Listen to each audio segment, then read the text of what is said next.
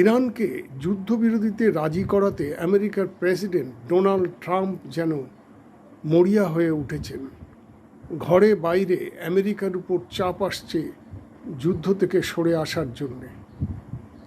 সামনে মধ্যবর্তী নির্বাচন, সেই নির্বাচনে ট্রাম্পের দল যাতে ভোটে জিততে পারে সেদিকটাও মাথায় রেখেছেন ট্রাম্প।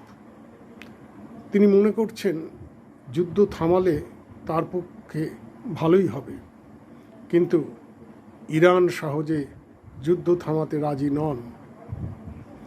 এর আগে আমেরিকার প্রেসিডেন্ট ডোনাল্ড ট্রাম্প হুমকি দিয়েছিলেন 48 ঘন্টার মধ্যে হরমুজ প্রণালী খুলে না দেয়া হলে ইরানের তাপবিদ্যুৎ কেন্দ্রগুলিতে হামলা চালানো হবে।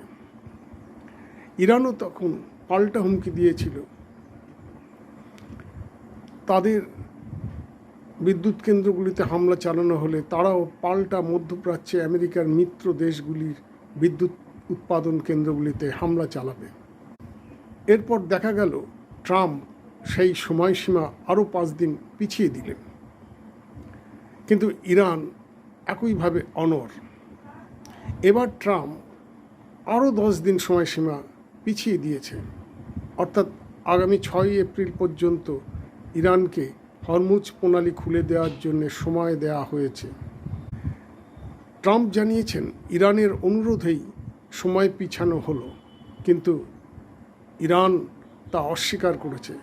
তারা জানিয়েছে তারা কোনো অনুরোধ ট্রাম্পের কাছে বা আমেরিকার কারো কাছে পাঠায়নি।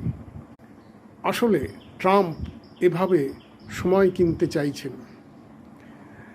পাকিস্তান, তুরস্কের মতো মধ্যস্থতাকারী দেশগুলি ইরানের সঙ্গে আলোচনা করে একটা রফায় আসতে চাইছে, কিন্তু এখনো পর্যন্ত তা ফলপ্রসূ হয়নি বলেই মনে করা হচ্ছে। আর সেই কারণেই ট্রাম্প কৌশলে সময়সীমা আরও 10 দিন পিছিয়ে দিলেন।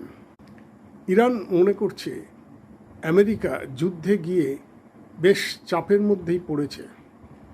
তাদের দেশেও ট্রাম্প সমালোচিত হচ্ছেন, ফলে ইরান এই যুদ্ধ থেকে সরে আসতে এখনও পর্যন্ত নারাজ।